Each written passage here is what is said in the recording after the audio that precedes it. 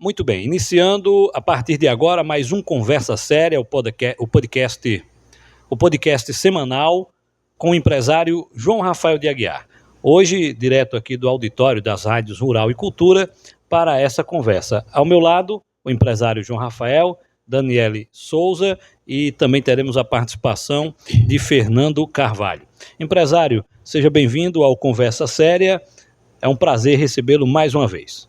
É uma satisfação, Léo, quero registrar você, Daniele Souza, Tiago Ponsá, Ribeiro Júnior, que é nosso técnico, está aqui presente, e Fernando Carvalho.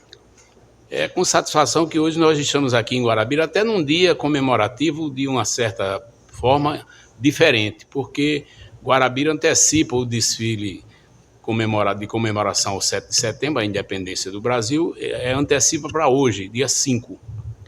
Porque, na verdade, é como o próprio prefeito falou em entrevista há minutos atrás, de que há um costume aqui em Guarabira dos 20 anos para cá, que há uma antecipação desse desfile em atendimento à cultura do próprio povo, que é aproveitar o feriado, o final de semana, para dar uma chegadinha nas praias ou visitar alguns familiares fora da cidade. E, por essa razão, não se faz jus à comemoração no próprio dia 7, e sim antecipado. Como já vem sendo antecipado por várias vezes, então esse ano não será diferente. Será para o dia de hoje. Então, estamos tranquilos, certo de que haverá logo mais, hoje quinta-feira, à tarde, a partir das 3 horas, aqui na cidade de Guarabira, um grande desfile.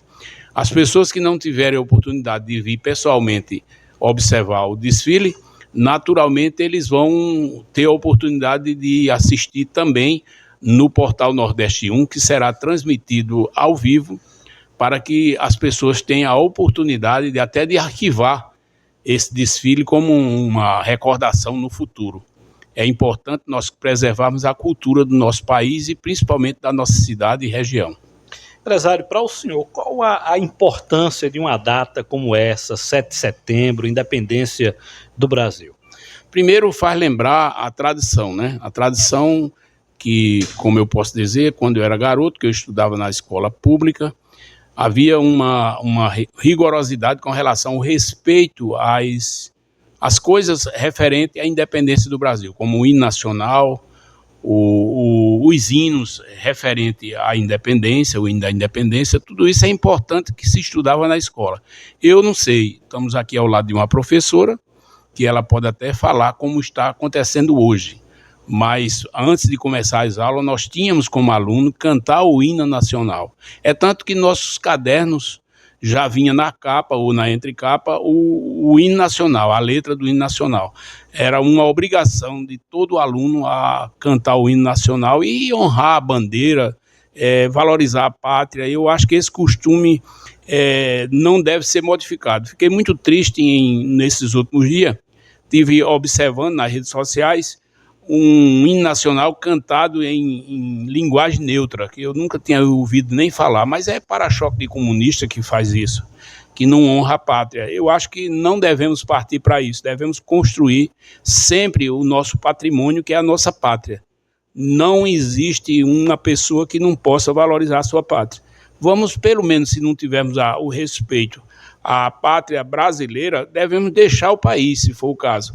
Mas não devemos viver num país que você não honra a pátria. Eu fico lamentável como, às vezes, tem pessoas que ligam para o rádio e diz que não acreditam no Brasil. Eu acredito no Brasil. O Brasil não é de propriedade privada, o Brasil é de todos nós. Nós temos que honrar essa pátria, que eu considero que é o melhor país do mundo para se viver.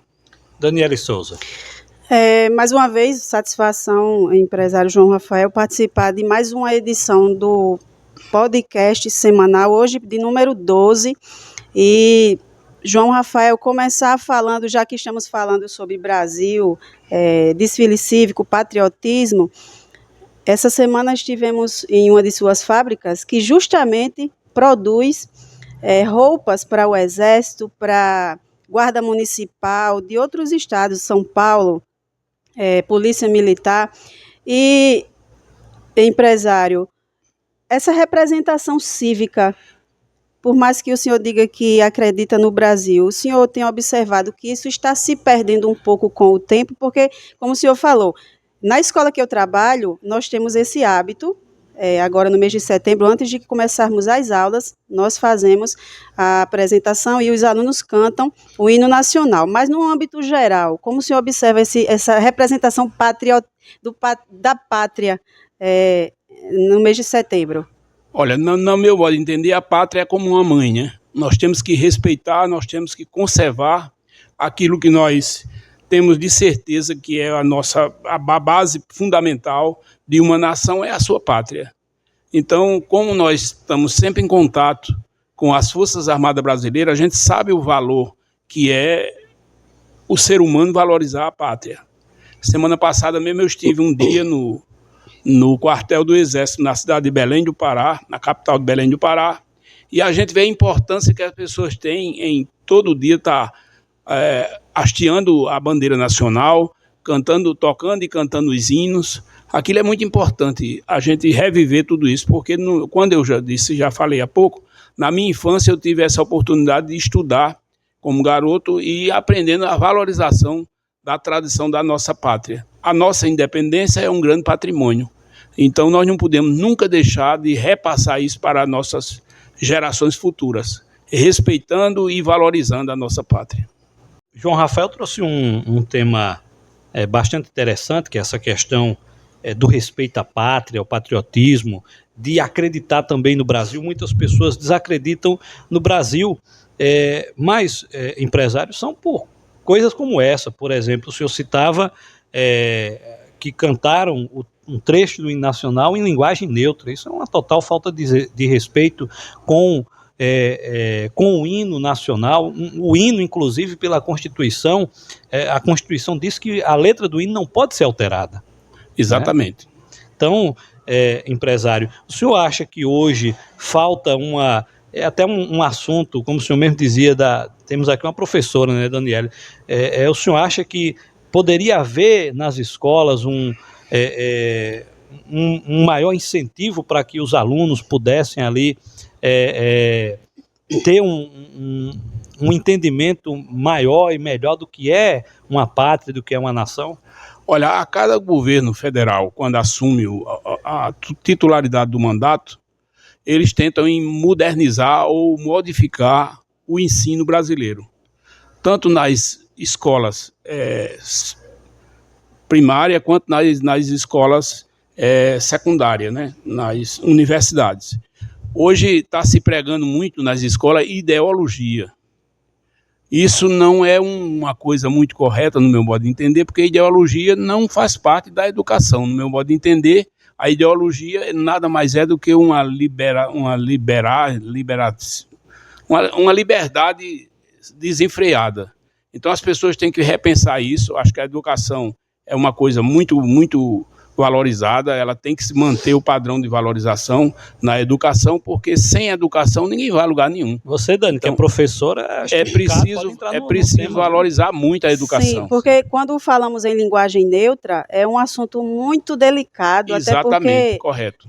João Rafael, trata também de algumas exigências, digamos assim, eu nem sei se eu estou utilizando o termo correto, de um setor social que quer respeito.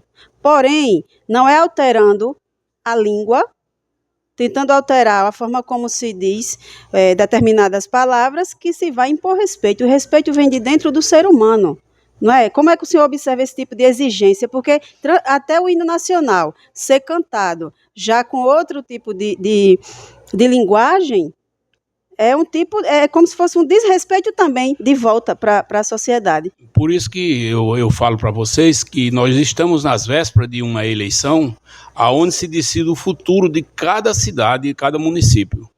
E quem é que decide isso? É o voto.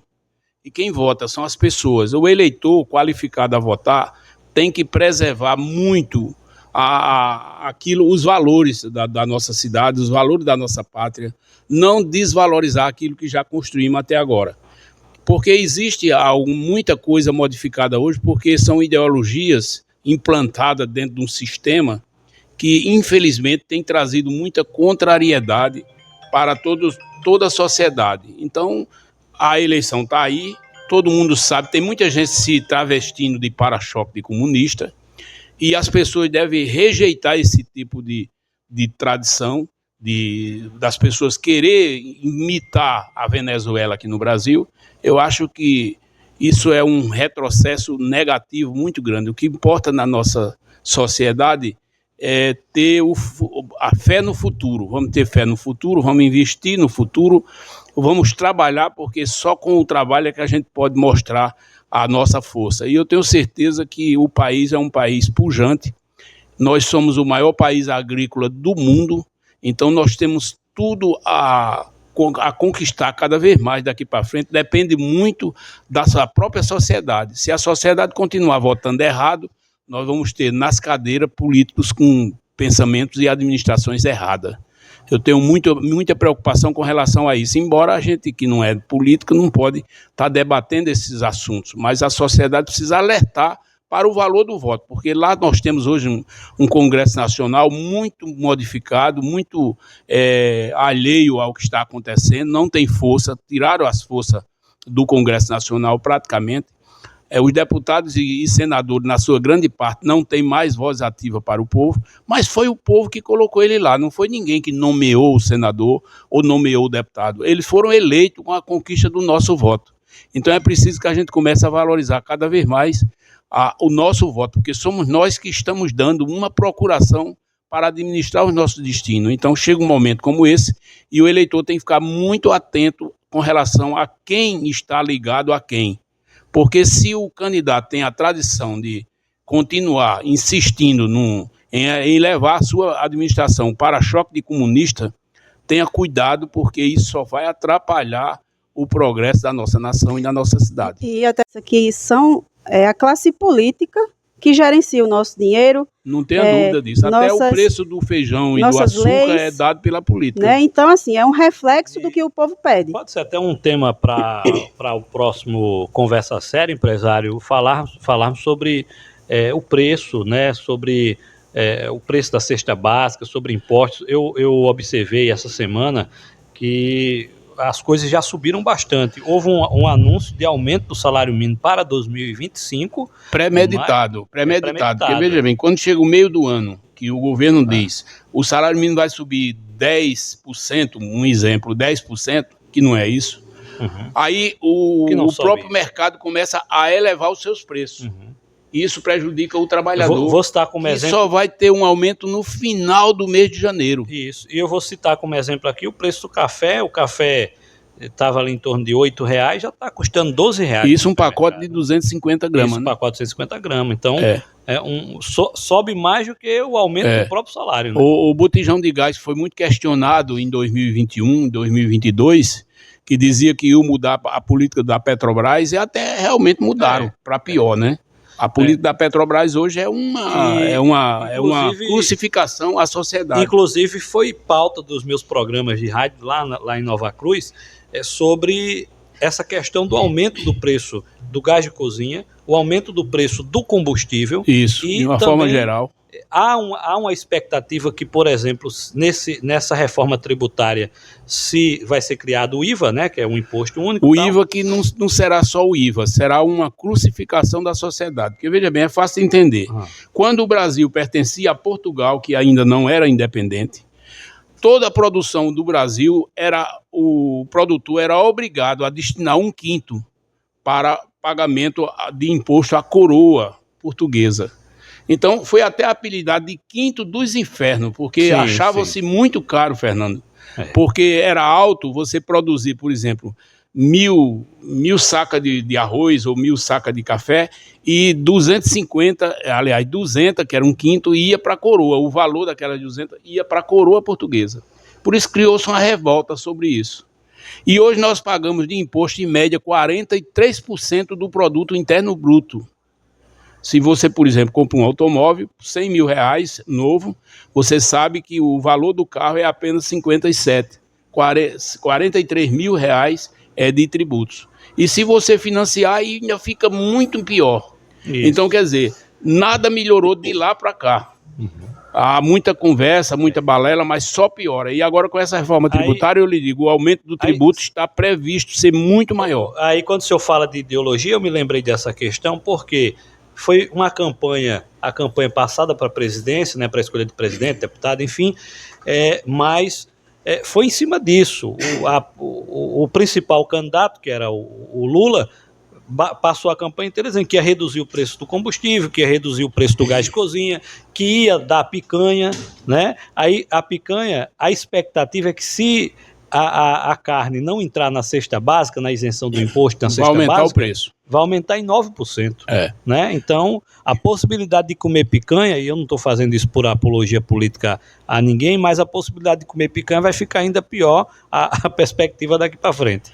Então, o que é que está acontecendo hoje? É que nós estamos vendo que, embora a política é uma necessidade no Brasil, no Estado, no município, mas há um descompromisso com a sociedade. Hoje, quem mais trabalha é quem mais é penalizado.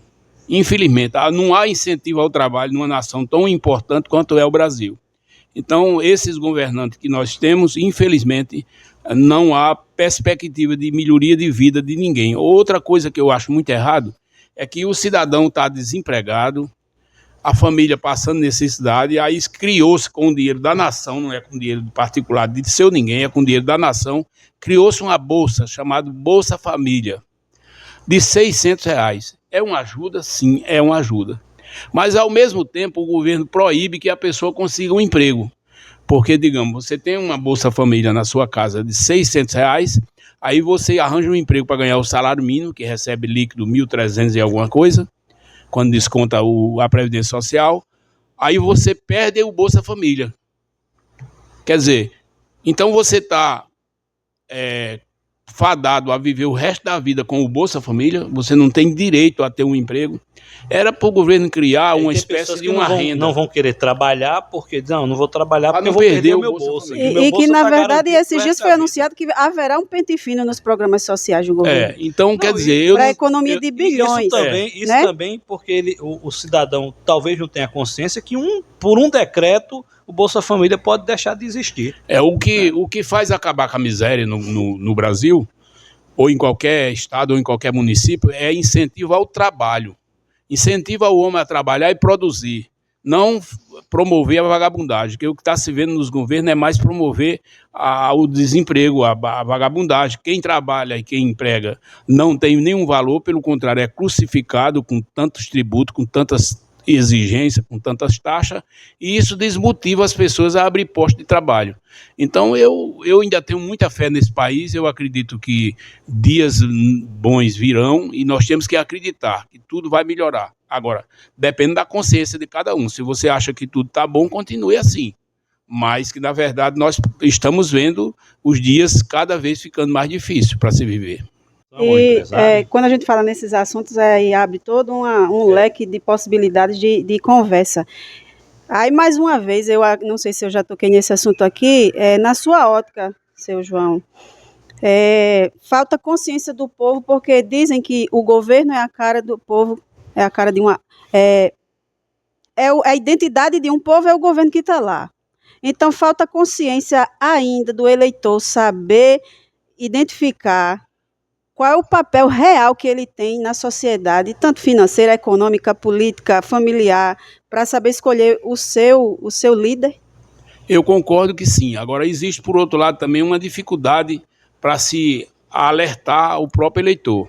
Porque, veja bem, quando se aproximam as eleições, não essa, mas qualquer uma outra eleição que vem, as emissoras de rádio ficam praticamente proibidas de fazer qualquer tipo de divulgação esclarecedora ao eleitor sobre a valorização do voto ou da eleição.